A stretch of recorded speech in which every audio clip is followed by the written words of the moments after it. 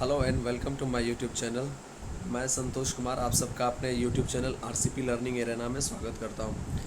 आज CHSL 2024 का मेरा फर्स्ट शिफ्ट में एग्ज़ाम था आज मेरा।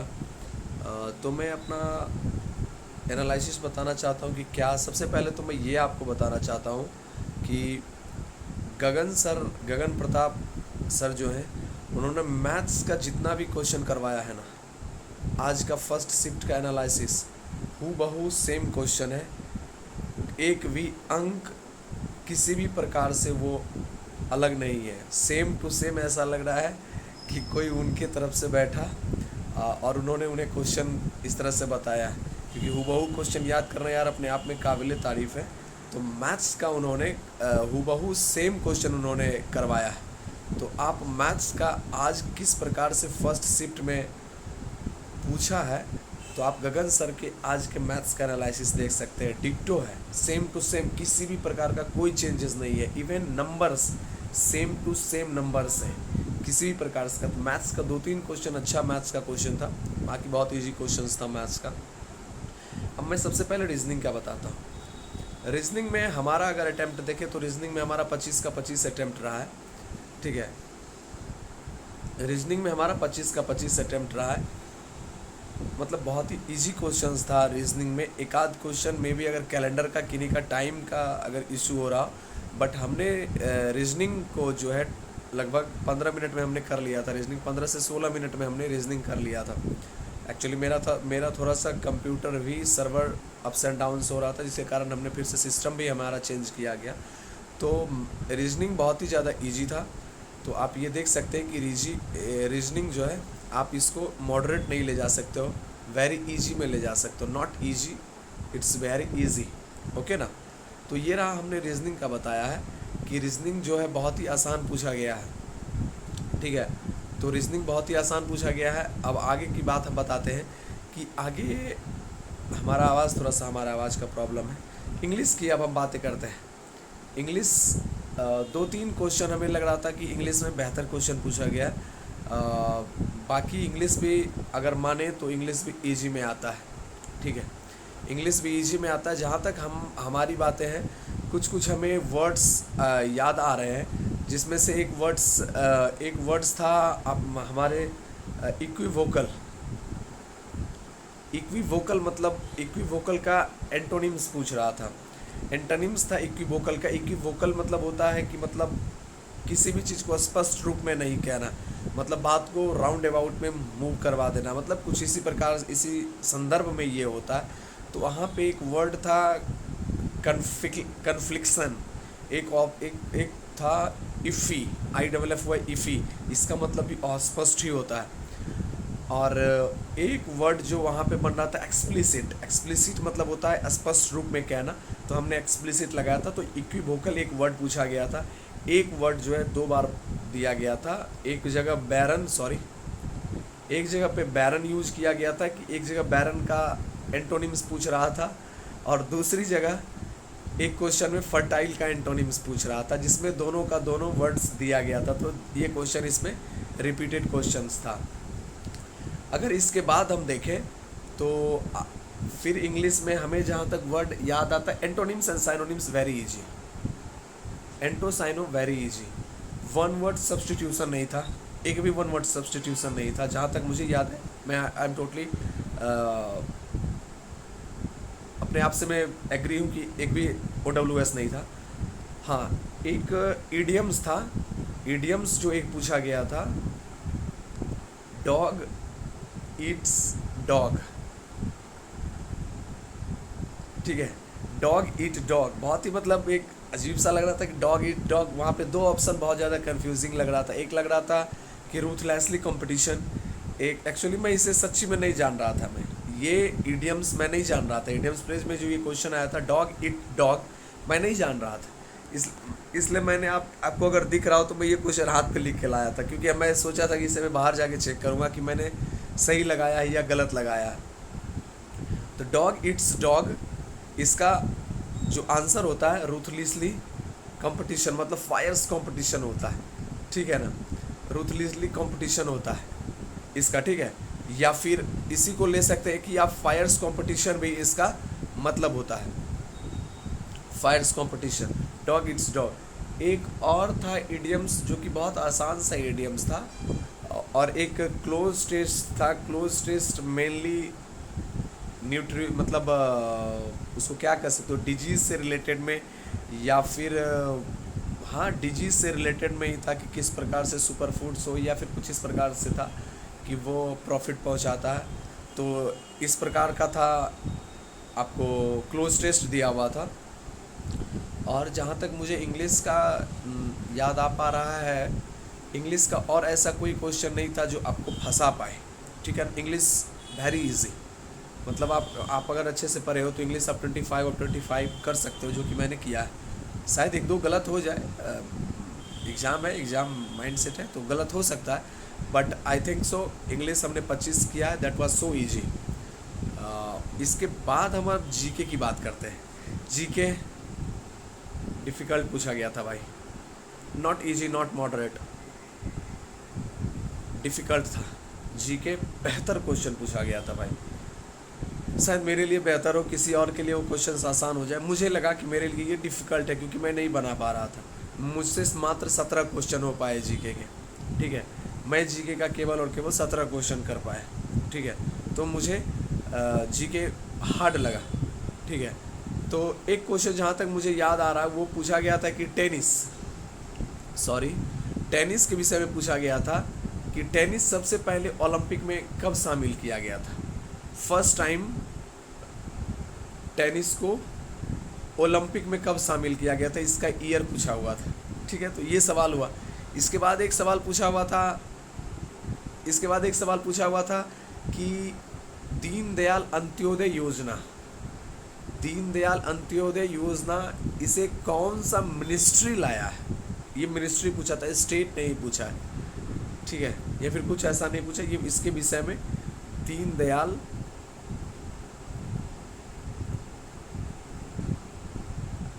अंत्योदय योजना, ठीक है। Writing very poor because English से लिख रहा हूँ भाई, पेन नहीं है, मतलब मैजिक पेन नहीं है। तो दीनदयाल अंत्योदय योजना के विषय में पूछा गया था। मैं नहीं जान रहा था भाई, सच्ची में मुझे जानकारी इसकी नहीं थी, तो हमने इस क्वेश्चन को छोड़ दिया। फिर इसके बाद अगर हम बताएं, मतलब जीके में और क्वेश्चंस का, हाँ एक क्वेश्चंस था कि विच of the following terms says about the edges of the continent. शायद इस प्रकार का कुछ क्वेश्चन था कि कॉन्टिनेंट के एजेज के विषय में। तो वहाँ पे एक ऑप्शन दिया हुआ था कॉन्टिनेंटल ड्रिफ्ट थ्योरी। एक्चुअली इस पर से कल एक भी क्वेश्चन पूछा गया था, एक और था जो कॉन्टिनेंटल ड्रिफ्ट थ्योरी पर से कल क्वेश्चन पूछा गया था, ठीक है। तो मैंने ये पढ़ा था कि continental drift theory says about the ages of the continent. तो ये हमने पढ़ा था कि एक तो उसमें दो ऑप्शन बिल्कुल ही छट जा रहा था कि क्योंकि मुझे वो ऑप्शन, क्योंकि मैंने ज्योग्राफी जब पढ़ा था तो उसमें वो टर्म्स ही ज्योग्राफिकली टर्म्स शायद नहीं आ रहा था, मैं नहीं जान रहा था। कॉन्टिनेंटल ड्रिफ्ट थ्योरी एक ऑप्शन था प्लेट टेक्टोनिक्स, तो प्लेट टेक्टोनिक्स बिल्कुल भी नहीं हो रहा था, कॉन्टिनेंटल ड्रिफ्ट थ्योरी था, तो हमने कॉन्टिनेंटल ड्रिफ्ट थ्योरी लगाया। फिर से एक क्वेश्चन पूछा था कि प्रेसिडेंट कितने तरह का रीट लगाता है, ठीक है। प्रेसिडेंट कितने तरह का रीट जारी करता है, तो प्रेसिडेंट का रीट पूछ रहा था।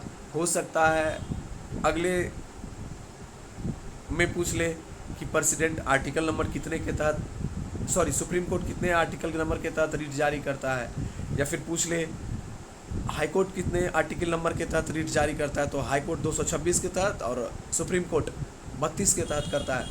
तो ये क्वेश्चन पूछा हुआ था रीट के विषय में, कितने तरह का रीट, तो 5 तरह का रीट जारी करता है।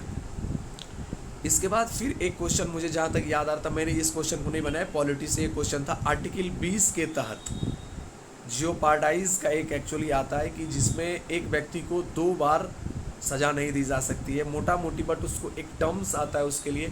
एग्जैक्ट मैं हिट नहीं कर पा रहा हूँ, बट उसका मतलब मैं जब आके घर में कॉपी खोल के देखा तो मेरे कॉपी में वो लिखा हुआ था डिटो, जहाँ पे उसका मतलब यही था कि आर्टिकल 20 के तहत अगर किसी व्यक्ति को एक ही सज़ा के लिए 2 बार सज़ा नहीं दी जा सकती है, तो आर्टिकल के किस पार्ट के तहत दिया जा रहा था, 1 2 3 4, तो आर्टिकल के पार्ट 2 के तहत, आर्टिकल 20(2) के तहत ये नहीं दिया, फिर आर्टिकल बी के तहत ये किया जाता है। ठीक है, तो ये क्वेश्चन था, तो आप एक बार देख लेना इस चीज़ को, ठीक है ना। और अगर मैं क्वेश्चंस के विषय में जीके का क्वेश्चंस बताऊं तो करंट अफेयर से क्वेश्चन था, बट वैसा कुछ नहीं था। हाँ, एक क्वेश्चन सेंसस से था, बड़ा अजीब सा क्वेश्चन था यार। ऐसे सर्च करोगे तो हमने भी घर पे आके सर्च किया। सेंसस में क्वेश्चन था कि 2011 सेंसस के according which of the following state has the highest difference in the literacy rate of male and female. Male और फीमेल के लिटरेसी रेट में निम्नलिखित में से किस राज्य में सर्वाधिक अंतर है। तो राज्य था आंध्र प्रदेश, तेलंगाना, आंध्र प्रदेश, तेलंगाना, तमिलनाडु और एक था कर्नाटका। तो मैं नहीं जान रहा था यार, रैली में मैं नहीं जान रहा था, हमने इस क्वेश्चन को छोड़ दिया। तो ये क्वेश्चन था और अभी भी मैं नहीं जान पाया हूँ। एक क्वेश्चन था गुलाब चंद कटारिया किस राज्य के राज्यपाल हैं। तो ये ऑप्शन था हिमाचल प्रदेश, राजस्थान, आसाम, और एक और ऑप्शन था, तो हमने इस क्वेश्चन को बनाया गुलाब चंद कटारिया। और इसी प्रकार से 2 क्वेश्चन कंप्यूटर का था। ठीक है, कंप्यूटर से 2 क्वेश्चन था भाई, और बड़ा बढ़िया क्वेश्चन था, मैं नहीं जान रहा था, इतना बढ़िया था। एक क्वेश्चन को हमने हिट किया है ऑन द इंट्यूशन पे, हमने उसे हिट किया है, शायद हमें लग रहा है वो आंसर मेरा सही है। कंप्यूटर में 2 क्वेश्चन पूछा गया है, तो हमने ये बताया। एक मिलान करने का क्वेश्चन था, वो मिलान करने वाला क्या था एग्जैक्ट मुझे नहीं याद आ पा रहा है। ठीक है ना, मिलान करने वाला क्या पूछा गया है मुझे नहीं याद आ पा रहा है, बट वो बहुत ही ईजी था, हार्ड क्वेश्चन नहीं था, बहुत ही ईजिली आप उसको सॉल्व कर। हाँ, याद आ गया मुझे, वो था बंकिम चंद्र चटर्जी वंदे मातरम एक तरफ था, फिर रविंद्रनाथ टैगोर उस तरफ लिखा हुआ था जनगण मन। ये 2 से मिल जा रहा था, तो तीसरा का हमने देखा भी नहीं, मार दिया इसी को आंसर हमने। तो आंसर हमारा सही था ये क्वेश्चन पूछा गया। और मैं क्या क्वेश्चन बताऊं, और जहाँ तक मुझे याद आ पा रहा है इतना के अलावा तो ऐसा कुछ क्वेश्चन मुझे नहीं मैं रिकॉल कर पा रहा हूँ, तो मैं उतना बेहतर से नहीं बता पाऊँगा कि और क्या क्वेश्चन पूछा गया था, है ना। तो इंग्लिश में अगर देखो तो बहुत easy, GK was difficult, maths easy to moderate, लो maths not easy to moderate, reasoning so easy. तो overall shift was easy to moderate, तो मॉडरेट लेवल में ही शिफ्ट को रखा जा सकता है। Attempts of the some student whom I talk was nice. They have attempted nearly 92 question. Now you will ask how many question I have attempted. You have to wait because I don't want to reveal it, because after the answer key I will say how much marks I got. Then आज हमारा exam था CHSL का, तो ये रहा था हमारा analysis आपके लिए, जो कि ट्रू एनालिसिस था। इंग्लिश का मैं ट्रू आपको बता रहा हूँ, रीजनिंग का ट्रू बता रहा हूँ, मैथ्स का ट्रू बता रहा हूँ। मैथ्स आप गगन प्रताप का पक्का देखना भाई, एकदम डिट्टो है, सेम टू सेम, एक अक्षर का कहीं डिफरेंस नहीं है भाई, हर एक क्वेश्चन डिट्टो का डिट्टो आया हुआ है, with numbers, with every digit was the same, every digit was same asked in the examination, okay na. So you should go through the analysis of Gagan Pratap sir. बाकी GK के लिए आपको देखना पड़ेगा, it was tough. Census देख के जाओ, मैं तो यही कहूँगा सेंसस देख के जाओ। हाँ, एक और था जीके में क्वेश्चन मुझे याद आया, जीके में एक और क्वेश्चन था, वो डांस से था, मैच करने वाला, वो भी था, बहुत ईजी था, सॉरी म्यूजिक वाले से था। हाँ, एक और क्वेश्चन, उसके बाद 2 क्वेश्चन मुझे याद आया। एक क्वेश्चन तो म्यूजिक से रिलेटेड था कि बिस्मिल्लाह खान कौन सा बजाते, वो मैच करना था। फिर एक रविशंकर प्रसाद की बेटी अनुष्का शंकर कौन सा ये बजाती है। 3 बहुत ही ईजी नाम था, चौथा नाम ईजिली 3 जब मिल जा रहे हैं भाई, तो चौथा तो आराम से मिलना है। और एक क्वेश्चन था कि विच of the following is a prominent dancer, तो उसमें एक आशा भोसले का नाम था, 3 नाम अलग था, एक सोनल मान सिंह का था, तो सोनल मान सिंह का हमने लगाया, तो वो क्वेश्चन था। तो आप अगर आपको देख के जाना है तो आप देख के जाओ, अगले एग्ज़ाम के लिए, अगले शिफ्ट में अगर आपका एग्जामिनेशन है तो अगले शिफ्ट के लिए आप देख के जा सकते हो। इंग्लिश में तो साइनोनिम सेंटोनिम ईजी पूछा जा रहा है, तो उतना भार लेने का नहीं यार। मैथ्स में सर्कल देख के जाना, सर्कल से 2-3 क्वेश्चन पूछे जा रहे हैं भाई, और बेहतर क्वेश्चन पूछे जा रहे हैं। मैथ्स का आज एक सर्कल का बहुत अच्छा क्वेश्चन पूछा हुआ था। एक क्वेश्चन तो ये याद करके जाना, जिसमें एक सर्कल है, आपस में टच कर रहा है, इसका ये टेंजेंट है, इसका रेडियस 49 था, इसका रेडियस 16 था, तो बताइए कॉमन टेंजेंट का क्या होगा। जिसका फॉर्मूला होता है 2 into under root R1 R2 होता है। ठीक है, तो ये फॉर्मूला पे एक क्वेश्चन कल भी पूछा गया था, आज भी पूछा गया है, परहैप्स आगे एग्जामिनेशन में भी पूछा जा सकता है। तो कितना टेंजेंट होता है एक सर्कल में, ये पता करके जाना कि जब दो सर्कल को सटा देते हैं, दो सर्कल को दूर कर देते हैं, दो सर्कल को एक कंसेंट्रिक बना देते हैं, तो कितना टेंजेंट होता है वो देख के जाना। आप सर्कल देख के जाना, क्योंकि 3 से 4 क्वेश्चन मायने रखता है भाई। और थोड़ा सा दिमाग लगाने वाला एक क्वेश्चन आपको इससे भी दे रहा है। एक क्वेश्चन था आपको मैथ्स में, जहाँ से मुझे याद आ रहा है, बहुत इजी था। ग्राफ से 3-4 क्वेश्चन आ रहे हैं भाई, 4 क्वेश्चन ग्राफ्स के थे, तो ठीक से बनाना आप दिमाग लगा के। फिर मैथ्स वाज सो मतलब इजी टू मॉडरेट।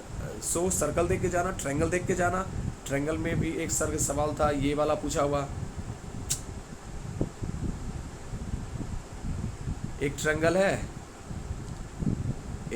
है, इसके पैरेलल में ये दिया हुआ है ABC, XY इसके पैरेलल में है, इसका कुछ वैल्यू दिया हुआ था, AB का वैल्यू दिया हुआ था, BX का वैल्यू दिया हुआ था, इसका वैल्यू दिया हुआ है, सॉरी इसका वैल्यू दिया हुआ है, इसका वैल्यू पूछ ले रहा है। तो ये सवाल आपने पढ़ा है, तो ये थ्योरम भी देख के जाना आप। मतलब आगे आने वाले शिफ्ट तैयार हो जाए कि सर्कल देख के जाना है, ठीक है, ट्रायंगल देख के जाना है, बेहतर से उसका ये देख के जाना है। फॉर्मूला आप देख लेना, एक फार्मूला ट्रिगोनोमेट्री में आप देख लेना, साइन वाला, वो sine x plus y, sine x minus y, cos x plus y, cos x minus y, 10 2a 2 10, मतलब ये फार्मूला जो है ना ट्रिगोनोमेट्री का, ये फार्मूला देख के जाना, सीधे फार्मूला दे दे रहा है, इजी होगा, ये करके जाना। ठीक है, ये मैथ्स का जीके के लिए आप आर्टिकल्स कुछ देख के जाओ, राष्ट्रपति, सुप्रीम कोर्ट, हाई कोर्ट का कुछ आर्टिकल्स देख के जाओ, फाइनेंस कमीशन का आर्टिकल्स देख के जाओ। ज्योग्राफी में कोई हाथ पैर नहीं है, फेयर देख के जाओ आप, डांसेस देख के जाओ। इंग्लिश में भी कुछ इंग्लिश में तो क्या ही देखना, जो आप करके आए हो वही कर सकते हो। रही बात रीजनिंग का, तो रीजनिंग इजी पूछा गया, तो शायद रीजनिंग भी आगे पूछा जाएगा। तो मोटा मोटी ये था हमारा एनालिसिस, जो कि एक बेहतर हमारा अटैम्प्ट, और बेहतर मैं कर सकता था, ट्राई किया हूँ करने का। होप सो देखो क्या होता है, बाकी आंसर की के बाद मिलते हैं। हमारा ये हमने आज एग्ज़ाम दिया था, ये मेरा ट्रू एनालिसिस था, और मैं बता रहा हूँ मैं एग्ज़ाम दे के आया हूँ, मैं MTS सेलेक्टेड स्टूडेंट हूँ। तो ये भी मैं बताऊंगा कि अगले शिफ्ट में भी ऐसा ही क्वेश्चन आने का चांसेस है, ज़्यादा लोड नहीं लेने का, अच्छे से जो पढ़ा है बेसिक्स पे ध्यान दो, दैट्स इट। ये था हमारा एनालिसिस। मिलते हैं फिर से अगले किसी वीडियो में, तब तक के लिए बाय बाय, जय हिंद।